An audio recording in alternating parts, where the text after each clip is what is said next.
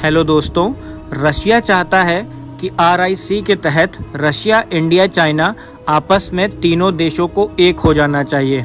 ये तीनों देश मिल करके एक त्रिगुण बनाना चाहते हैं जो वर्ल्ड की सबसे फास्टेस्ट ग्रोइंग इकोनॉमी और वर्ल्ड की सबसे फास्टेस्ट ग्रोइंग GDP तैयार करना चाहता है रशिया।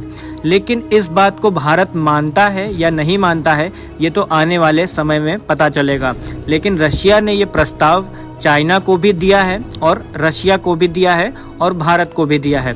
रशिया ने अपने आप से ये भी कहा है कि RIC अलायंस के तहत यहाँ पे रशिया, इंडिया, चाइना एक त्रिगुण बनाएंगे, जिस त्रिगुण का मेन काम होगा जितनी भी डिफेंस तकनीक रशिया, इंडिया, चाइना बनाएंगे वो सारी तीनों देश मिल करके बनाएंगे। रूस ने विदेश मंत्री को भी ये कहा है कि रशिया, इंडिया, चाइना की आपस में दोस्ती करा दी जाए, जिसका सबसे बड़ा फायदा होगा तीनों देशों को, मतलब रशिया, चाइना और इंडिया को, जिसमें इंडिया में बनने वाले जितने भी डिफेंस सिस्टम हैं वो सारे चाइना जा सकेंगे, चाइना में बनने वाले आधुनिक हथियार इंडिया आ सकेंगे और रशिया भी जा सकेंगे।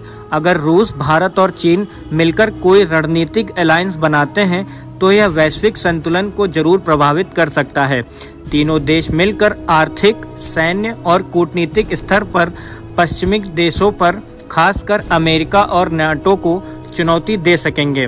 चीन की विशालकाय अर्थव्यवस्था, रूस की सैन्य ताकत और भारत की रणनीतिक स्थिति मिलकर एक मजबूत ध्रुव बना सकते हैं। लेकिन यह केवल संभावनाओं की बात है, हकीकत में इसे पूर्ण करना बहुत मुश्किल है। असल में आप सब लोग जानते हो कि चाइना हर मौके पर पाकिस्तान की खुलकर मदद करता है और भारत जो है वो चाइना को सपोर्ट नहीं करता है, क्योंकि चाइना पाकिस्तान को मदद करता है।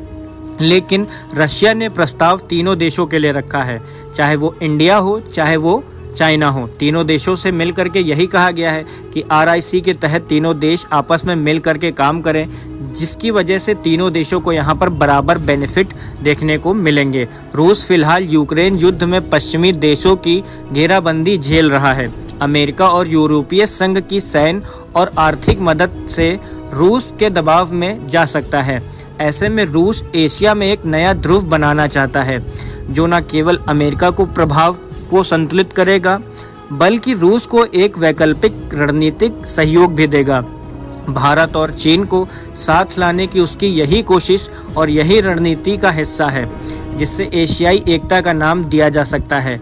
लेकिन असल मकसद पश्चिमी देशों को काउंटर करना है। आप सब लोग जानते हो कि रशिया और नाटो लगातार युद्ध में है, लेकिन रशिया के साथ में अगर इंडिया और चाइना मिल करके तीनों RIC के तहत एक डील साइन कर लेंगे तो ये वर्ल्ड की सबसे बड़ी चीज़ हो जाएगी, क्योंकि रशिया, चाइना और यहाँ पर इंडिया मिल करके अगर कोई डील साइन कर लेंगे तो इसमें पूरी की पूरी कंट्री इन तीनों देशों से दब करके रहेंगी, क्योंकि इंडिया के पास में उसका डिफेंस सिस्टम है, रशिया के पास में आधुनिक हथियार हैं और चाइना के पास अपनी सैन्य शक्ति है। तीनों मिल करके यहाँ पे बहुत बड़ी इकोनॉमी बन जाएंगे।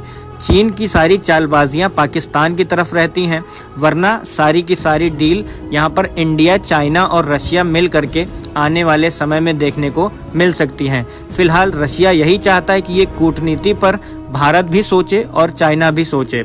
देखते हैं आने वाले समय में क्या होता है। फिलहाल ये कूटनीति का मेन मकसद यही है कि जितने भी सारे चीज़ें हैं वो सारे डिफेंस के हथियार हैं, जितनी भी सारी चीज़ें रशिया, चाइना मिल करके बना रहे हैं वो सारी चीज़ें भारत को भी मिले, इसमें भारत की भी इकोनॉमी बूस्ट हो, रशिया की भी हो और चाइना की भी हो। तो RIC के माध्यम के तहत ये त्रिगुण रशिया ने सारे देशों को यहाँ पे कहा है एक बार सोच विचार करने के लिए, और प्राथमिकता दी गई है रशिया और चाइना को।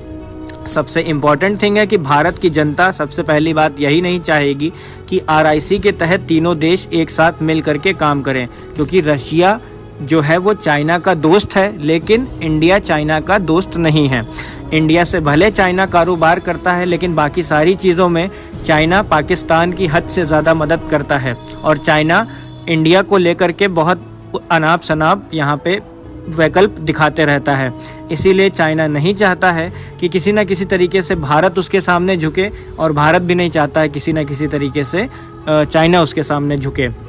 तो यहाँ पे रशिया की ये मांग है। देखते हैं आने वाले समय में क्या होता है। आप अगर हमारे चैनल पर नए आए हो तो चैनल को जल्द से जल्द सब्सक्राइब करो, वीडियो को लाइक करो, शेयर करो। Thank you so much. जय हिंद, वंदे मातरम।